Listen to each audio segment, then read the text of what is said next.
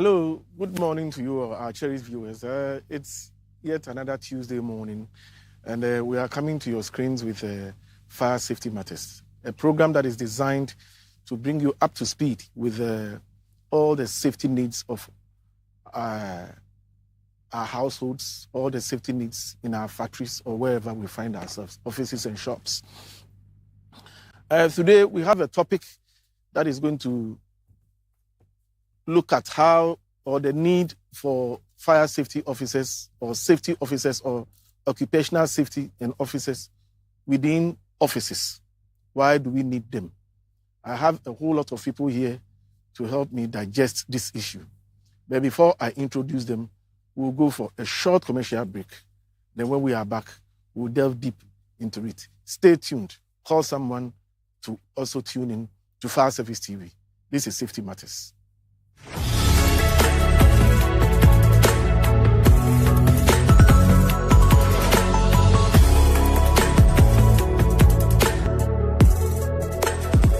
I came across power safety technology. So I introduced that into our residents, who are more than 4,000. And over the period, they have testified how power safety technology have saved them when the need arises.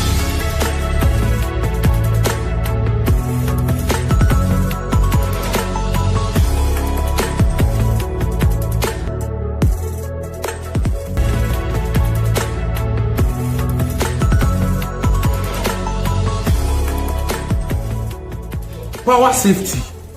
Safety is our hallmark.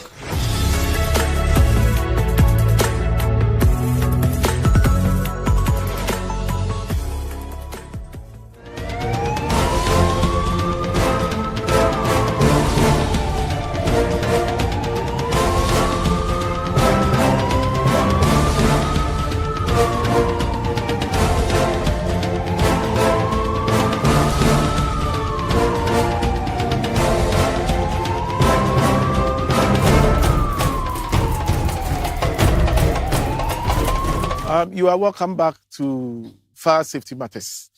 My name is Station Officer 1, Michael Walter Okain. I'm with the Public Relations Department, and I'm sitting in for ADO1 Joan Ajay today. I have three strong people here with me.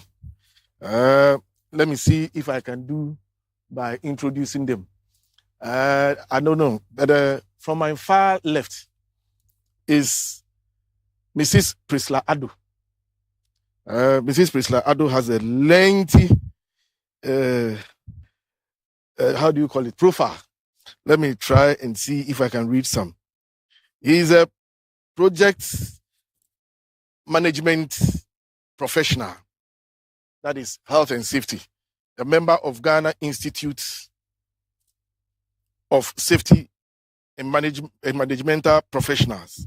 He holds a NEBOSH, which is a NEBOSH is National Examination Board Professionals Safety and Health, if I'm right. And then he also has what we call International General Certificate, that is IGC. And he holds a European Council International Diploma in Health and Safety Engineering. Has 6 experimental in HSE, that is Health and Safety, environmental. And led companies to acquire ISO 9001, 45001, and 1400 certification. Currently, she is the manager for Rock Africa and graduate student of GCTU, studying MSc Engineering and Management. Madam, you have such a long profile.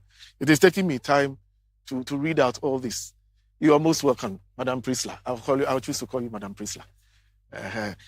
You can bear with me, audience, that this sitting arrangement is not the best.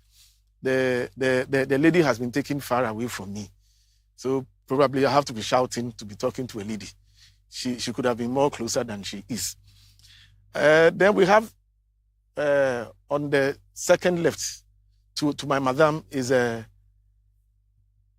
ACFO 1. Sorry, ACFO 2.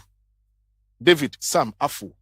He is a known face and he is a Deputy Director Investigations. And then we have immediate from me is Mr. Philip Dasa. He works with the Grandin Management Service. He is also occupational health and safety professional, Ghana Institute of Safety and environmental professionals member. He is also a chemistry and biomedical certificate. And then, yes, so he's also astute and has a lot of profiles. I would not like to go deep into it because I'm finding problems dealing with some of their words. As I started by saying, we'll be looking at the role of the safety officers in our respective offices. But I'd like to go to Mr. Dasa. Mr. Dasa, what is the legislation on and regulatory framework for health and safety in Ghana? Okay, so I think we should start from the lady. She is abreast with the trends. Okay, so let me come to the lady. They say ladies first. Madam, you heard my question. What is the legislative and regulatory framework for health and safety in Ghana?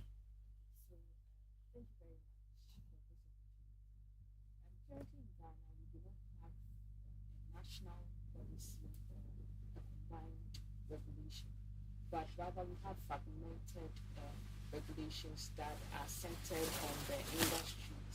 And for instance, to mention a few, some of the guiding regulations are the Factories and Offices Acts, the FUSA.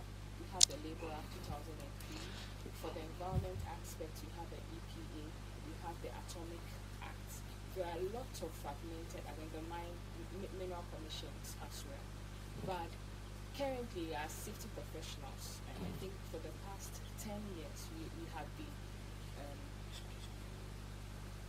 been speaking out and voicing our heart out that the country or the government helps us in enforcing a national policy. So currently, what we are moving along with, or companies are obliged to, is the Labour Act. We have the Constitution as well, which also outlines the commitment of employers and employees in ensuring. Okay, so what is the Labour Act 651? Says about health and safety officers. So the Labour Act 651, 3, yes. The Part 15, it's been 119 and 120, 118 as well. It spells out the rules and responsibilities of the employee and the employer. And also, I think the 119 also actually outlines the fact that as an employee, you have every right to take yourself out of any hazard in the environment, such that the employer doesn't have any right to sack you from work because you decide not to work because of the conditions surrounding the work. So the Labour Act actually gives the mandate to employers and employees on how they should go about their work. Okay, so what do they say about safety officers within offices? So first and foremost, we have to understand that when it comes to occupational safety and health, the onus lies basically on the employer, because you are running your own business, and then based on the activities of your business, because of the profits and gains that you're going to benefit from it. However, the country is going to benefit from it. But the issue is that as we work, as the operations begin to go on, it introduces certain risks to the environment, which can cause harm, which can cause accidents, which can cause incidents and ill health to people. So what the regulation or the act is saying is that you have to put in measures to prevent accident or ill health from occurring. So the health and safety officer comes in where the implementation of these plans or actions that have been set by the employer is implemented by this health and safety officer. Okay, so what does the Department of Factory Inspectorate, what do they say about this act? That is Act 328. Act 328. Yes, that is the factory, the Department of Factory and yes.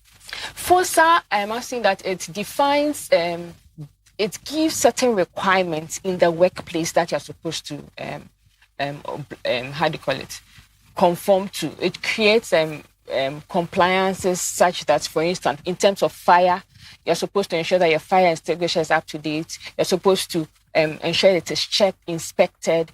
When it comes to the welfare of people, it also outlines what you're supposed to do, how to go about your work in terms of creating a safe place, a safe working system, create a safe plant and equipment. That is the equipment that you are using. Ensure that it is being maintained, ensuring that you are constantly maintaining it and what's the word?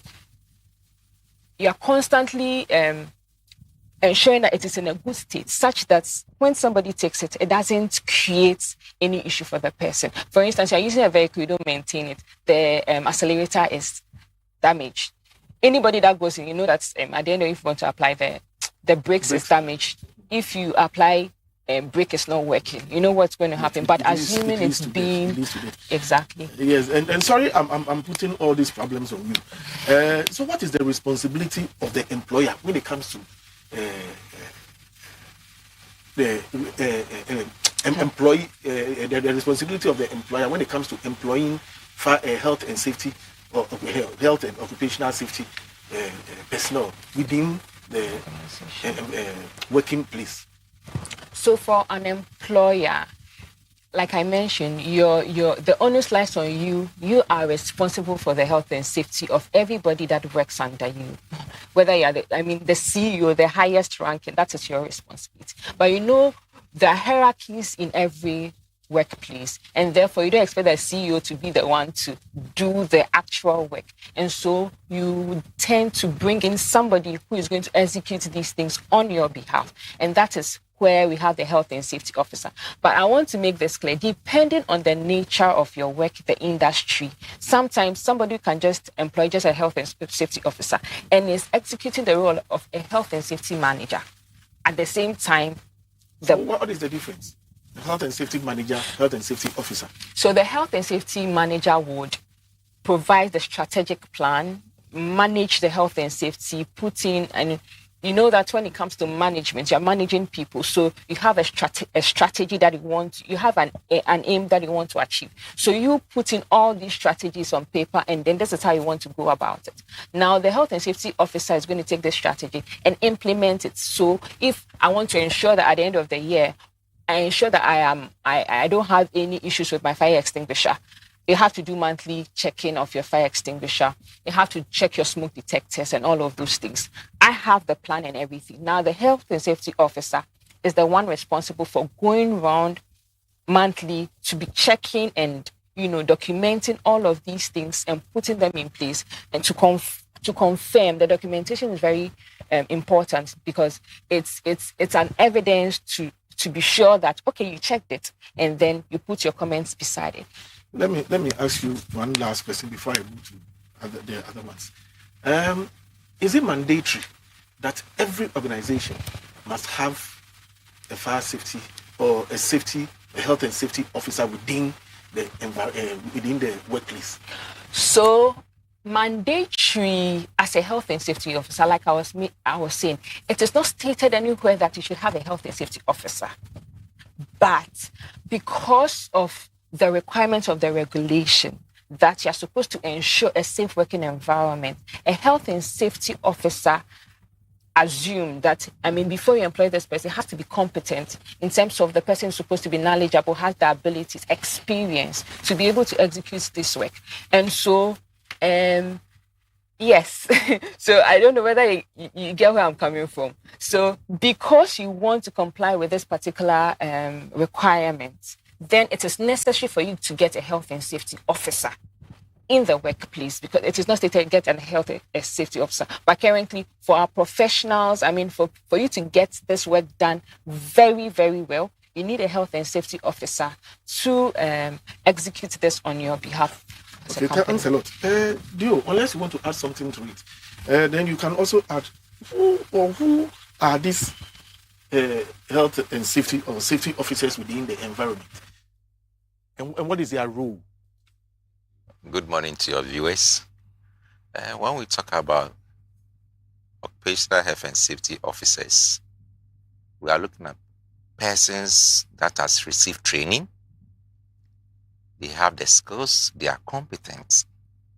And these persons can identify hazards, they can evaluate, and then come out with some recommendation as to what the institution should be.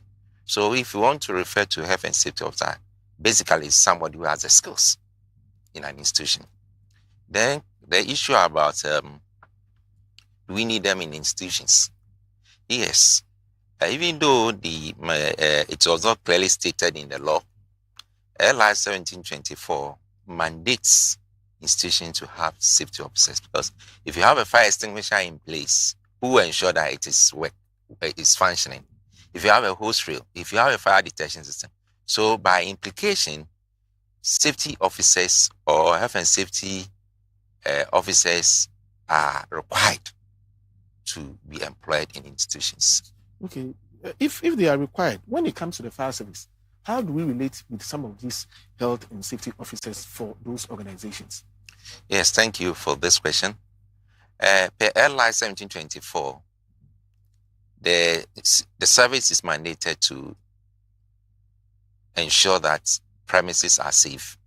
In respect of that, fire certificates are issued. But for us to issue fire certificates, we must also ensure that these people have received adequate training. And therefore, the health and safety officers may be required to do all those things. I hope I've answered you. Oh, yes, you have, but then when it comes to the relationship, exactly. Fire service is a regulator. And therefore, somebody should be there and be responsible for organizational responsibility. So when you go in there as a safety officer, you're supposed to ensure that the safety protocols are in place. And for that matter, the regulator, who is the fire service, will also examine you and mark you. Looking at our certification process, we add what we call a logbook. A logbook, yes. That logbook will be inspected by an inspector. That is a fire safety fire safety inspector. Somebody coming from the fire safety. Yes, an assigned fire inspector. I'm saying assigned because if you are not assigned, you cannot go there and perform as such. So the assigned inspector will have to collaborate with the organization's safety officer so that whatever information he needs, he may provide it. But at the end of it, the safety officer or the fire inspector will ensure that these things, the institution is compliant with the law. There was a time one of these safety officers, extinguishers, the company he worked for, they sent extinguishers there, and then the fire safety officer, the safety officer within the organization tested all the extinguishers. That's unfortunate. When it comes to fire extinguishers, we are not supposed, with the exception of the CO, to which you can at least check if it is charged. The rest, if you tamper with it, you have to refill. It says we have the gas stored on top of the powder. So once you strike, the gas will come. Even just a small touch, and if the seal is broken, the gas will come out. With the CO2, you at least have some content to be used. What it means is that that safety officer is not on top of his work. That safety officer has to receive another training, either by Ghana National Fire Service or the professional body that he belongs to. Yes. It was a serious one because he wanted to check if all the extinguishers were working. And at the end of the But day, let me add, if you want to do that, and see, before you give out your extinguishers to a service provider, you as a safety officer, it behoves on you to organize internal training. Once you do those things, you may have the opportunity to check if these things are working. Because on the extinguisher, we have a date of servicing. Exactly. And when the date is due, it behoves on the institution or the safety officer to have these things serviced, to check the condition. So you can take advantage of that situation and then train your men to know the efficacy of the extinguisher, the potency. If really your service provider is providing you with service, then you can continue to have business with him. Yeah, so viewers, those of you listening to us, we want you to know that fire extinguishers, you can't test them. They have servicing tags on them. So the servicing tags we check. Whereas safety officers within the organizations can also check when, especially if it is a dry powder and the gauge has fallen, they can tell you so that pragmatic measures are taken to, please don't strike test fire extinguishers. Okay, Mr. Dasa, what is the role of the safety officer of an organization? That is the day-to-day activities. What do they do apart from checking the potential hazards and other things? So does it mean they don't do anything at all? Thank you for this question. So I would like to start by giving a vivid explanation of who a safety officer is in the organization. So when we talk of a health and safety officer or occupational health and safety officer, is a professional who is supposed to advise businesses on how to protect the health, safety, and the well-being of the companies or the organization's employees. So if we read, if you take some statistics from the ILO. I'm not cutting you. So from what you are saying, that means the health and safety officer should be part of management. Yes.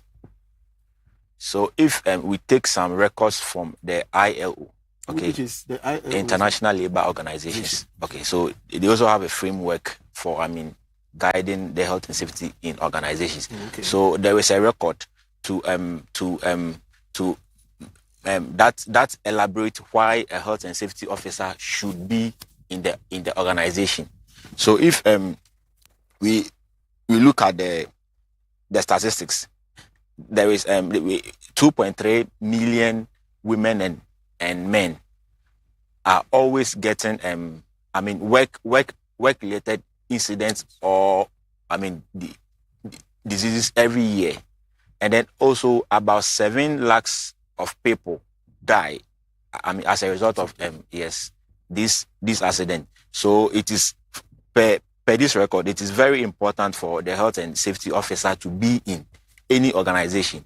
Now, the main duty of the health and safety officer is, one, to conduct regular inspection of the workplace. So before any work commences, it is a duty of the health and safety officer to do a quick check where the employees are going to work. Is it safe for them? Is it likely for anyone to engage in any unsafe acts during working? So this is what one of the main responsibilities. So conducting a quick inspection of the workplace. And then two is before you go on site to work, it is the responsibility of a health and safety officer to do what we call risk assessment. Okay, so what's risk assessment? It's, basically, the health and safety officer is going to look out for any potential hazards. Okay, so hazard is anything, or it is an accident waiting to happen. So it is, and then also because they are working in the workplace, every workplace has hazards. So it is the duty of the health and safety officer to go out first. The common hazards that we have. So the common hazards in most of the workplaces, we have slip and trip. Slip and trip. Trip.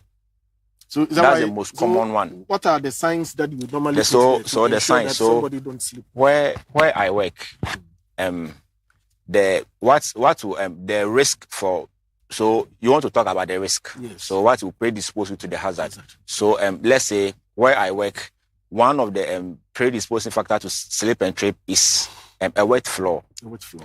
trailing cables. I mean, this can all cause what? Slip and trip. So it is very important for the health and safety officer to conduct this risk assessment So and then come before up. you go, Yeah. I'm a fireman. Okay. So I'm going to be a bit biased. I'll be going to issues fire that side. normally cause fire. Maybe the other ones will still get you, and then we'll talk about one. So talk about some of the things that are very common, especially when it comes to fires within those organizations, the risk factor. Okay, so we can have what can dispose fire hazards. We can have faulty cables or faulty outlets, and then in the mines we can talk about malicious ignitions such as the arsons, okay, and then the smokeless materials. So this can this can all cause the fire hazards. So when you see such things, what do the fire, the safety officers, what do they do? So now, we have what we call the control measures. So before we go on site to work, we do what we call the JSA, Which the is job safety analysis. So when we are doing this, we factor all these hazards and then we put the control measures. So we eliminate. Okay, we have the hierarchy of establishing the control measures. The first hierarchy or the first step is what? Elimination. So if we found out that any risk is likely to cause a hazard, then we eliminate it. If it is not possible for elimination, then we do what we call substitution. substitution. When do we substitute? Okay, so we substitute when the elimination is not possible. Okay. And then when when do we manage it? The elimination. The potential risks that can cause the fire. Yes. There are some of them you can't remove them. You can't substitute them. Yeah. You have to live with it. Yes. So what it means is that you have to manage it. So I am building the hierarchy. Okay. So if you are not able to eliminate it, then you substitute it. If you are not able to substitute it, then you do what we call engineer. You engineer the control. So, for example, let's say we are not able to eliminate the faulty cable, the faulty outlet, and then we are not also able to substitute it. Then we engineer a control, such as maybe we build automatic fire suppressant system. Yes. Then in case of any fire outbreak, automatically this is going to respond to it. However, if you are not able to engineer this, then we do what we call the administrative. We do training. We train all the employees on how to protect themselves in terms of any outbreak. And then the last stage will be the PPE, the use of PPE. Yes. Okay. So let's say when you see a faulty socket, and then probably you report it to the estate department, but the estate department is not forthcoming to get this thing resolved. How do you handle such issues? Because this is probably going to be a conflict of, I don't want to use conflict of interest, but it's going to be from the safety department and then the estate department. Do you have such challenges where you may have identified what will serve as hazard or the risk that can start something, and then you report to probably estate? I know normally it is the estate department that handles switches, broken switches, and other thing. When it happens like that, what do you do? When it's happened like maybe when you report it to the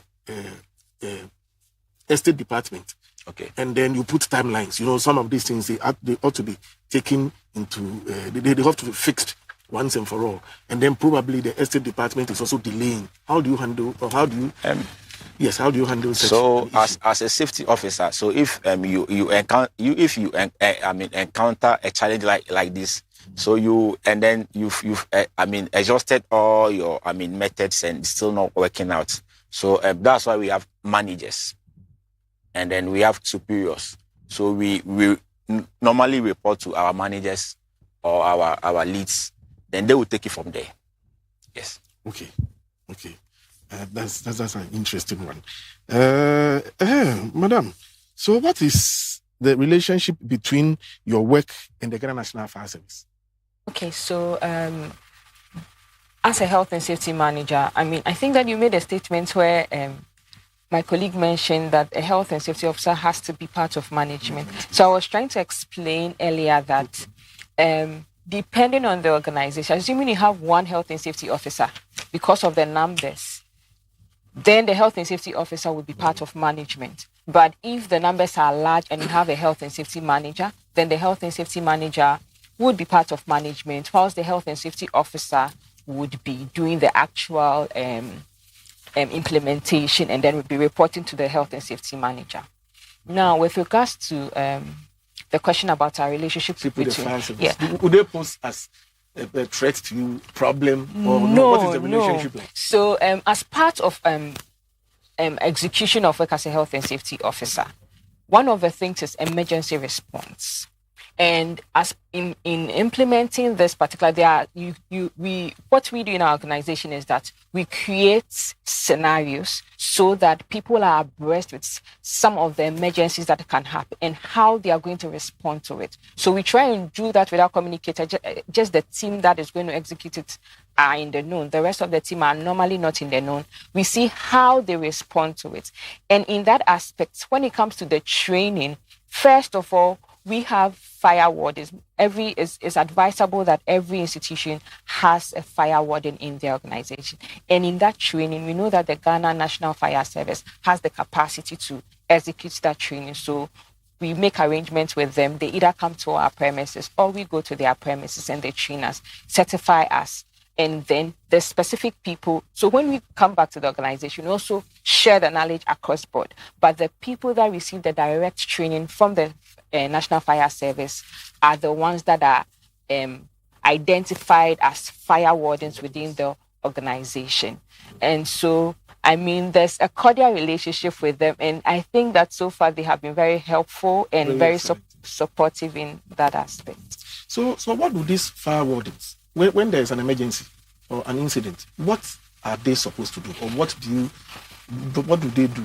So in the workplace, they are responsible for checking the emergency equipment that are in the offices. For instance, checking of the smoke detectors. For my organization, we have checklists. Every month, you're supposed to check whether the smoke detector is working. You press the knob to check whether it is making, because there can be situations where these equipments are not working. You have no idea. And then when the issue arises, you don't get any alert. So monthly, quarterly, depending on the organization structure, you would now get this fire warden to be checking the smoke detectors, checking the fire extinguishers. Maybe somebody might have tampered with the fire extinguisher without you knowing. So monthly, quarterly, depending on the organization, you check and then you keep checking all of these things. In that way, you are able to know that, these things are happening, as well as conducting emergency drill. So depending on your organization, like I mentioned, if it is quarterly, twice a year or once a year, you create the scenarios and then mimic the emergency response situation. And then you see how people respond. And afterwards, you try and educate the staff on what they are supposed to do, what they are not supposed to do. And in a real emergency case, when it happens, everybody looks up to them for direction, where to go, where they are standing. At the end of the day, the counting of the people to ensure that the number of people that were in the premises are the number of people that are at the assembly point and all of that. So basically, that's what the fire ward is within our organization. Yes. In fact, they're talking, but we'll have to go for a commercial break. We are going for a short commercial break. When we'll come back, we'll announce the lines that you can join us on, and then other this thing. So, yes, let's go for a short commercial break. We'll be right back.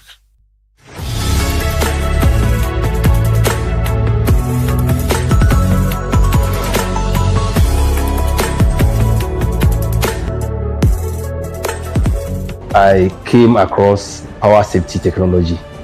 So I introduced that into our residents, who are more than 4,000. And over the period, they have testified how power safety technology have saved them when the need arises.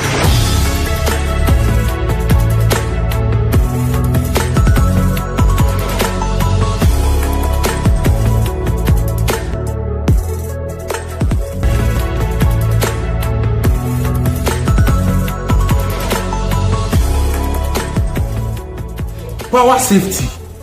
Safety is our hallmark.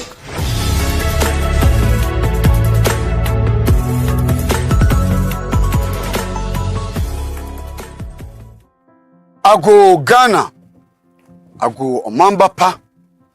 I am a proud and trained firefighter, trained to save lives and properties.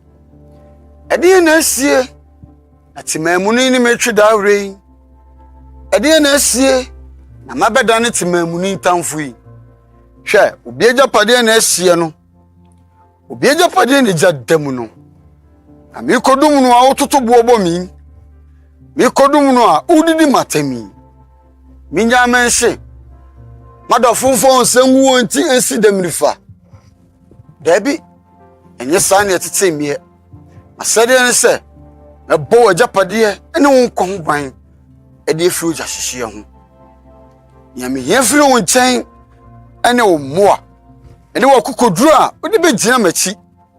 Abra mi di djuma e de age akran kwa. Yes, when everybody is running away from the fire, I repeat, we face it. So stop harassing the firefighter whilst he performs his core duty. Uni aneme, ame sumi ni ane u hiya odum jajuma eni no, odum jajuma eni no su hiya BBC, na wonti ase a, eya pentichiremu, enfa mmra no enhye wonsem. Mpanifo se, wonsom, oni nipa. God bless our homeland Ghana. God bless Ghana National Fire Service. God bless the chief officer. And God bless the firefighter. Fire, safety. Uja, where is it? The bravest, we don't take cover. The rest, away.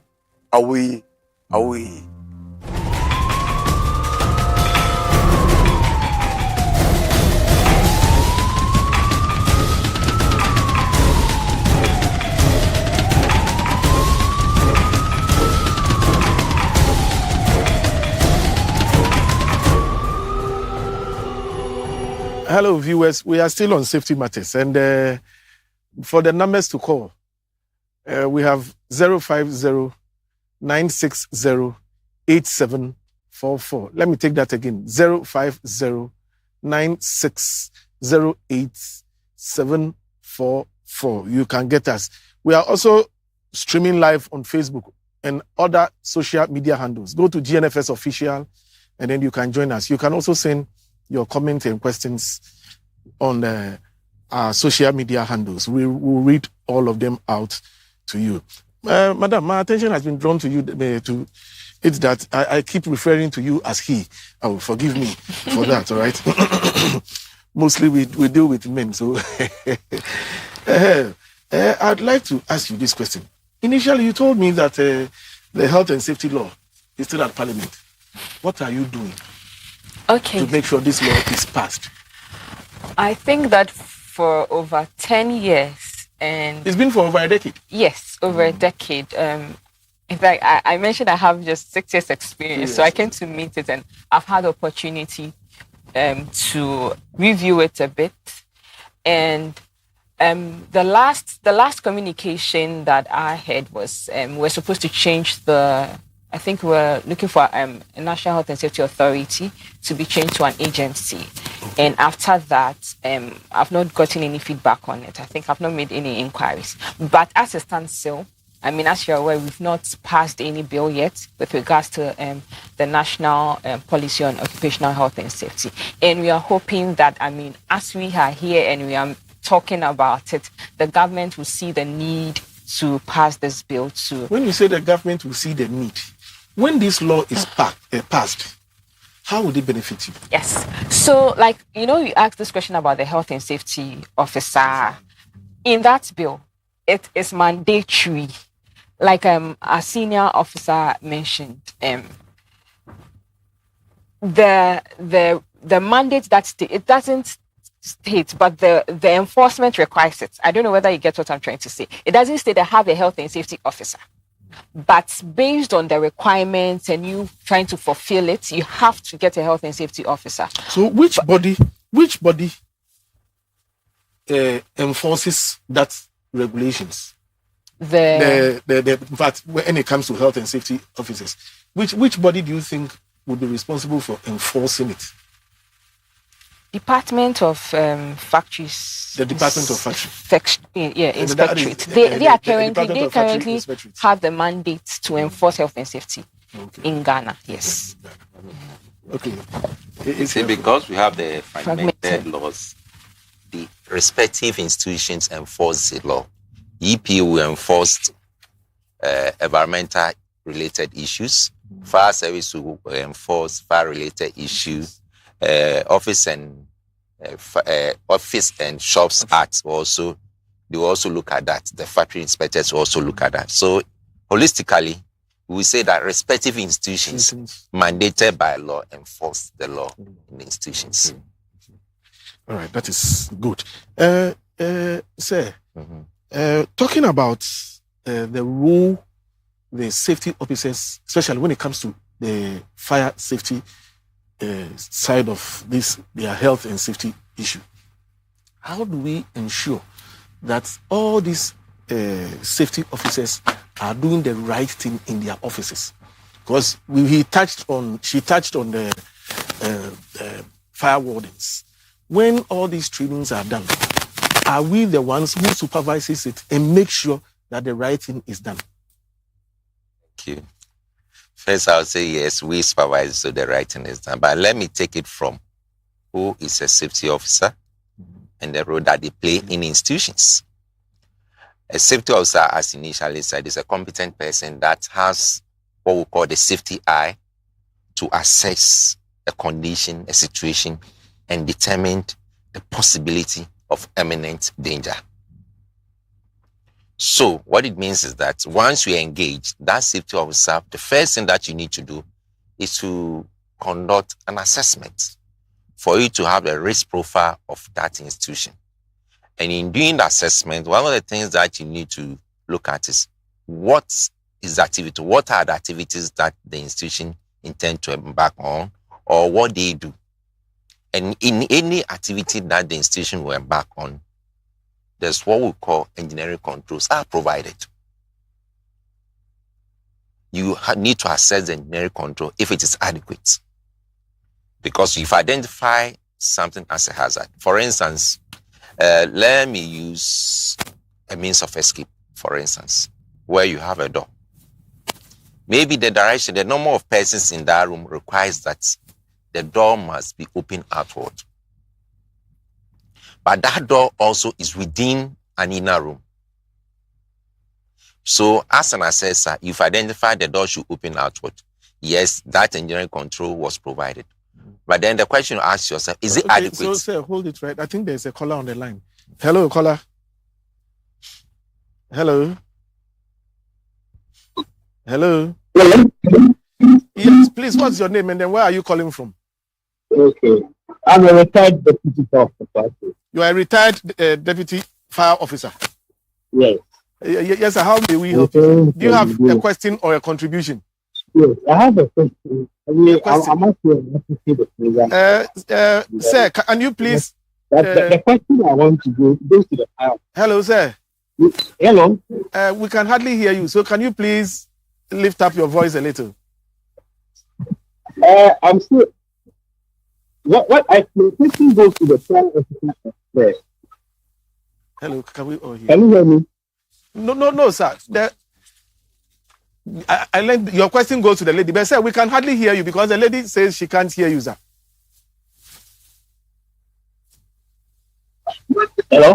Hello, yes, I think you are loud and clear now. Okay, and so my question goes to the fire officers. We often see the fire officers arrive at the fire scene. And then everybody walks around and then they start putting the fire. Sir, you are fading again. What the safety rules are, the safety rules that they have to do when they get to a fire site.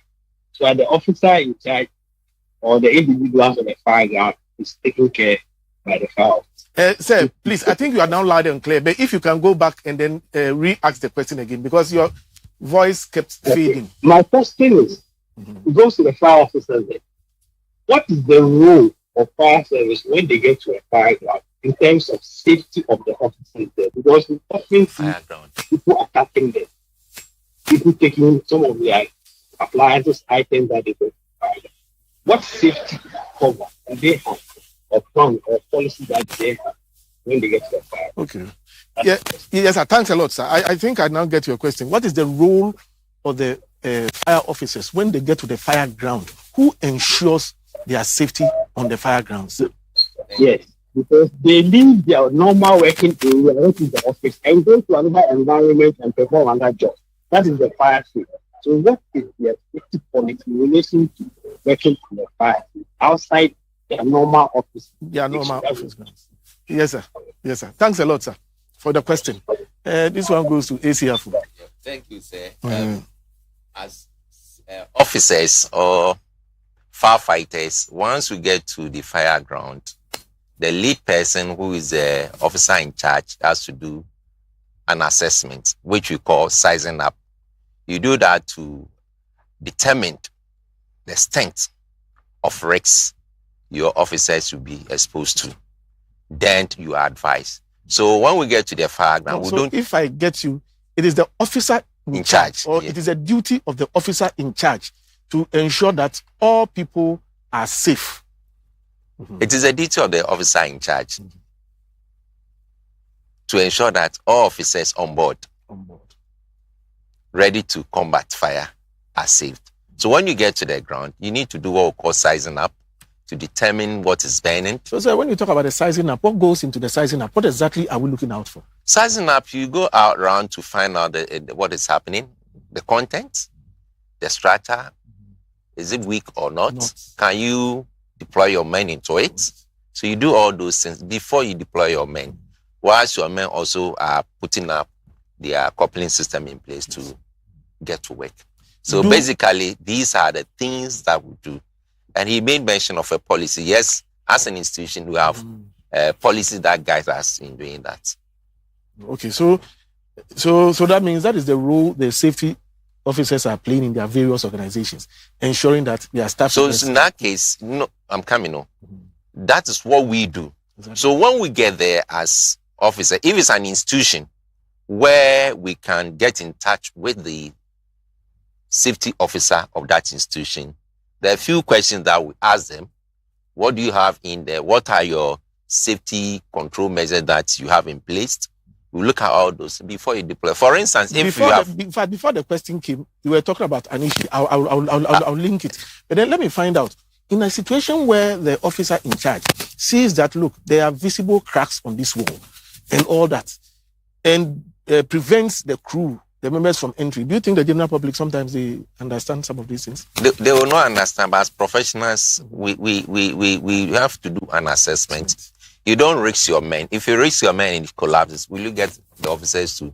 Not at all. Yes. So if you see cracks, it's a sign that the burden will collapse.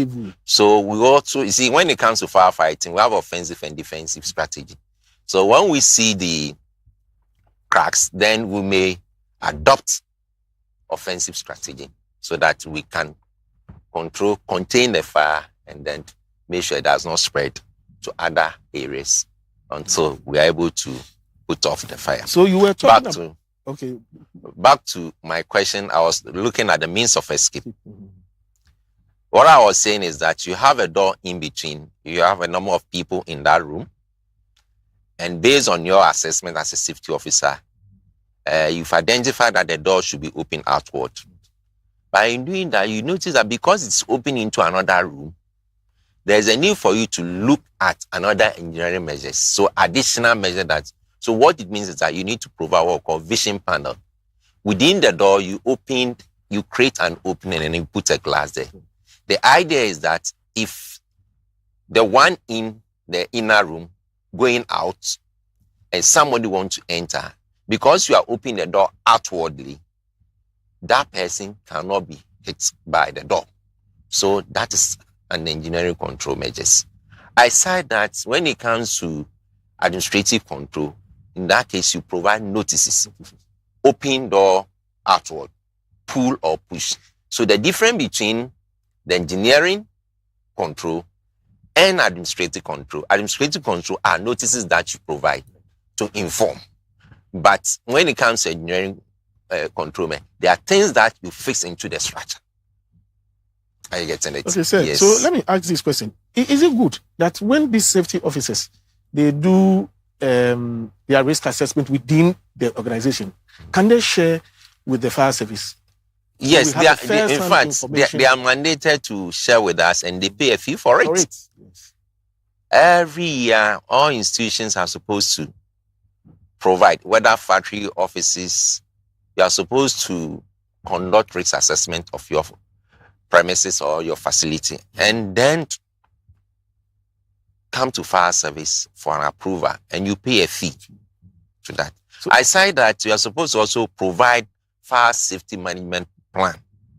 I'm not talking about drawings. It's a comprehensive report that need to be forwarded to the chief officer for review. But this thing does not happen. So let me take this opportunity to inform our clients, Ghanaians, institutions, employers, that it is mandatory that they should get us these things. Yearly risk assessment report to our outfits, and then fire safety management plan. You see, once you give us this document, it helps us to have better understanding of your organization. Things that we can do to help in emergency situations. Sometimes we don't know that you have suppression system in place, and they will move in there and they want to fight the fire. But once you give us those information, it helps us in pre-planning. So institutions must take it as a responsibility. And what it means that safety officers by now should know that once you're a safety officer, you must be able to develop fire safety management plan. You should be able to conduct your risk assessment, indicating your low risks, your medium risks, and high risks in the report. But most often, these things are not stated. You see? So you were talking about the role of the safety officer at that instance. So it is because on that person to identify these things. Once you are done with your assessment will indicate the colors. The low risk colors will be there, the medium risk and the high risk. What it means is that the low risk, you are not bothered. The medium risk is an indication that, hey, if you don't take care, there's a possibility that something can happen, fire can start, or somebody can get injured. But the high risk means that the moment you identify, some actions has to be taken. And that is where sometimes it becomes very difficult for some safety officers when they are not linked to management. You see, if you look if I should understand that, then that means that not all safety officers are management members. No. It depends on the Ghana. Like my sister just said, if you have one safety officer, then that person may have the opportunity to have a link with top management. But where you have maybe 4 or 5, then you may have the manager at the top being between the other safety officers and the CEO. So that is the relationship. Okay, that gives another question, which will go to them. But then let me ask this question. Can some of these things be inculcated into the installation proposal report that they normally take, they bring for their first certificates, acquisition of fire certificates? Yes. Can we inculcate it into it? Yes, we can. You see, it is a proposal to an institution, to Ghana National Fire. You are telling us what you intend to do, what you have in place, and then what you think might be the situation in future. And therefore, these are your recommendations. So the service will review your report in line with your fire plan. And then if the safety officer, fire inspector, is certified with the conditions stated, then the fire inspector will recommend to Director Safety that, yes, I recommend that this institution should be granted a fire certificate. So when they are done with this risk assessment and other whatever document, do we go to recheck what they've submitted to us? Yes. That is why periodically we renew the fire certificate. Renewal means that you have to go back and then ensure that what the client proposed and then what he decided to put in place are in place. If they are not there, then you have the right to recommend to the chief of staff that this fire certificate should be revoked. Yes. Notwithstanding, there's a section in the law, I've forgotten the regulation, I think 8 or 9, says that in the opinion of the chief officer, if he identify a particular premises, whether you have a fire certificate or not, and the risk level or the hazard that can put high risk to the occupant, that place can be prohibited. Okay, thanks a lot. Viewers, you are still watching Fire Safety Matters on Fire Service TV.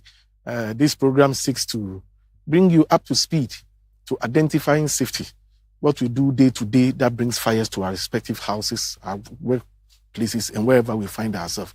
Mr. Dasa, in your practice, do you identify any gaps? And when there are these gaps, how do you relate it?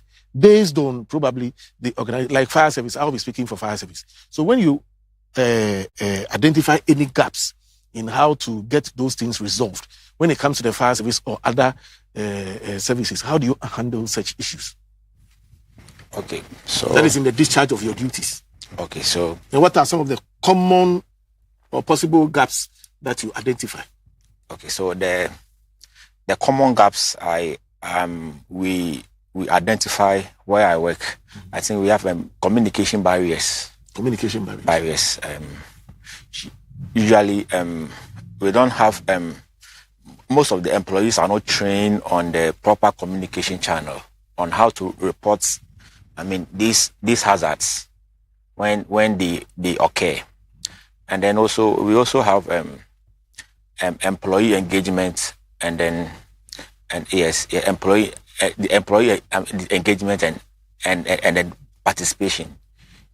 Usually, it's difficult to put to an employee that what you are doing could cause an accident. Usually, they feel because they have a lot of exposure to what they do, so they feel they are master of what they do. So they don't want to follow some of these safety procedures when we give them. So they end up flouting the safety protocols, and then this also are in a way causing a lot of accidents in the workplaces. Okay, so if I may bring it down to fire service, where you think in your operation there's a gap, how do you deal with it? How do you deal with it? Okay, so for example, with the communication barriers, we conduct safety training for them on how to channel the proper way of communicating through the channel to the management. Yes.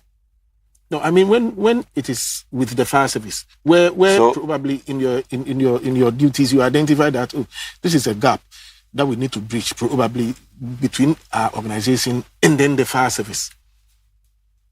So you want the connection between the fire service, exactly, and then the relationship. You can even be like, okay, what is the relationship like when you identify what will serve as something that you cannot meet? How do you get the fire service involved when it comes to some of these issues? I think my colleague has said enough on that. Where we have the fire wardens, so we take our complaints to the fire wardens, and then they have the exquisite knowledge on how to manage such things. So how do you ensure that other workers are compliant with the safety policy or measures within your organization? Okay, so again, we enforce we enforce them to follow the safety protocols we give them. And then we also conduct regular refresher trainings so that they are always refreshed with the knowledge, and then also abreast with current trends and then any updates in the system in terms of the health and safety policies. Yes. What are some of the challenges you meet on your way? Okay. We have one main challenge we face is insufficient management support. For example, if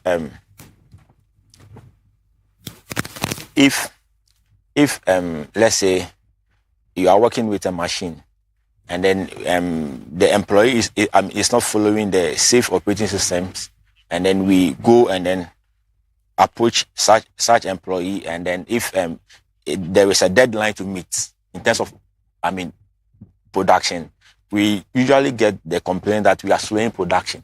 So instead of us getting the support from management to enforce the employee to follow the safe systems of working, we rather get backlash. Okay, thank you, madam. Yeah. I think you'd also like. Okay, you would also have to touch on it. One of the things with my experience in the industry is that inappropriate PPEs is one of the things. And then employees' inability to wear them. Sometimes they feel uncomfortable. It is not fit for purpose. Earplugs and other things, they are not. You see.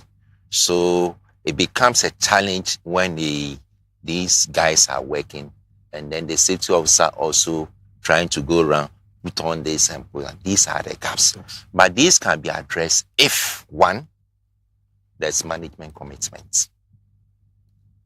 Two, if the people are trained. So just like yes. And so most often in orientation is one of the key things that can address this. But you notice that when it comes to the manufacturing industry and the offices, the dynamics are different.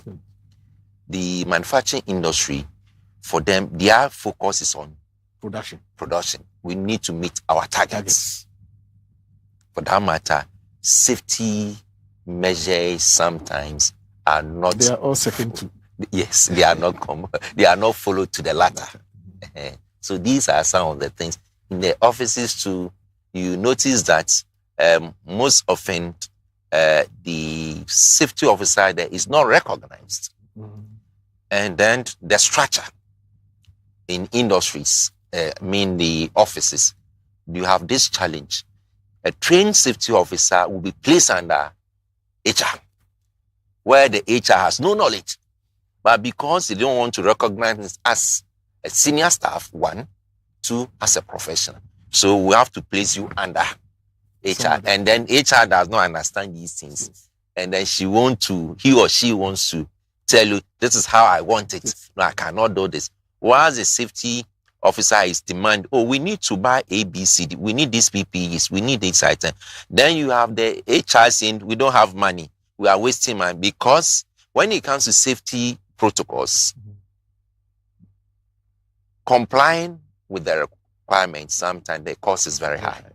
So most often, institutions, employers are not willing to do it until they are faced with the consequences or they've had some experience before they comply with it. You'd like to add one challenge we face in the organization. One other main challenge is insufficient funds. Funds. You see, they don't.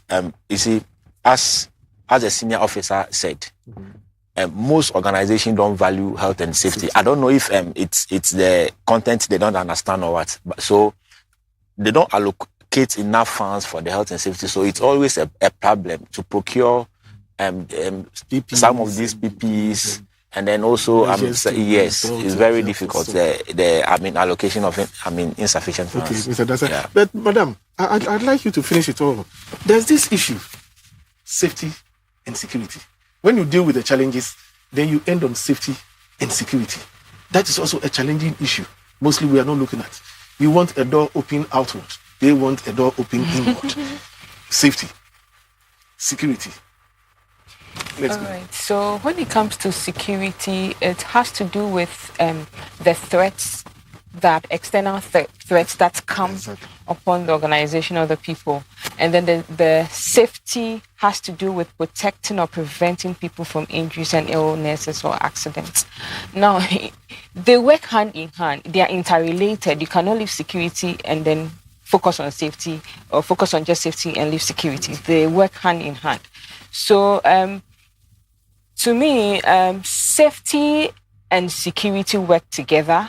And as much as possible, when we are putting in measures or controls in our workplaces, we have to consider both sides. Okay. So let me give one example when it comes to safety and security. You see our emergency doors that you provide. A well-designed fire emergency door, you can open it easily from outside without any key. You press the button, you go out. But you cannot access it from outside. So here, you have the opportunity to combine security and safety. So this is one example to battle Madam's assertion. Madam, you like to say something? Okay, so viewers, in fact, the conversation, we are not yet done. We'll be considering bringing them next week. Yes, because we have a lot to talk about when it comes to issues of what? Safety. But this is how far time can permit us. So from those of you watching us, we say goodbye.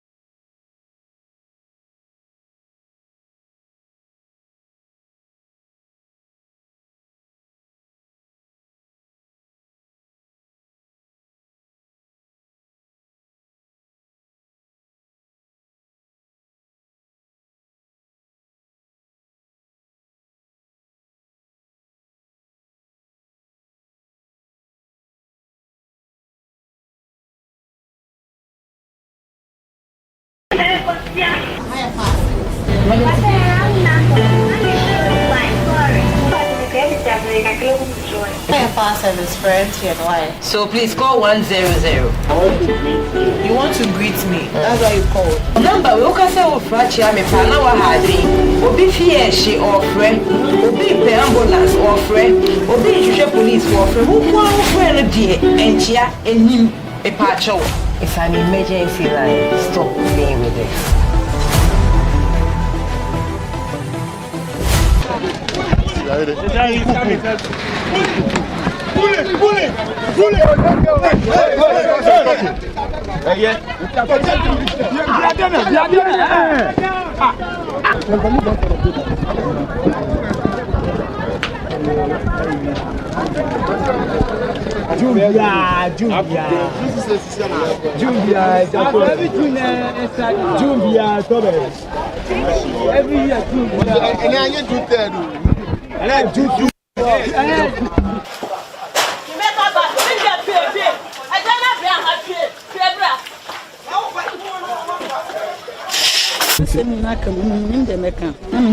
Coaching. Yeah,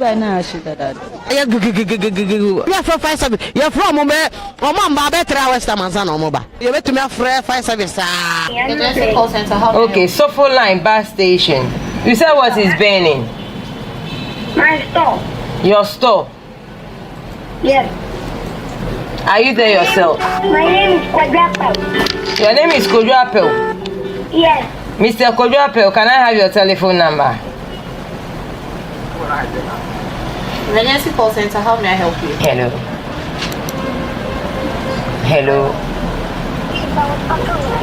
You were not talking with anybody. This is emergency line. And I told you it's the emergency line. I told you were playing with the line. You said, no, I'm not playing with the line. Why do you do that as a child? Why do you do that? It's an emergency line. I told you are playing with the line. You said, no, don't do that. Don't do that again. Let me speak to your mommy. Huh? My mommy said that. Somebody is just saying one kasa.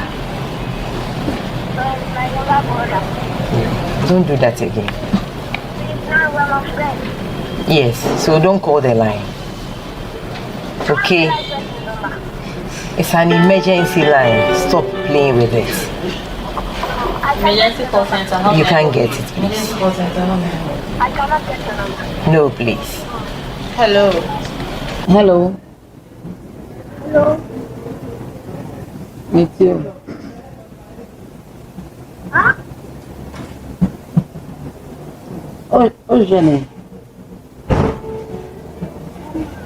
Oh, your mommy. Mommy, ni Hawaii. Mother. Hello. Good morning. Emergency call center. How may I help you? How may I help you? Hello?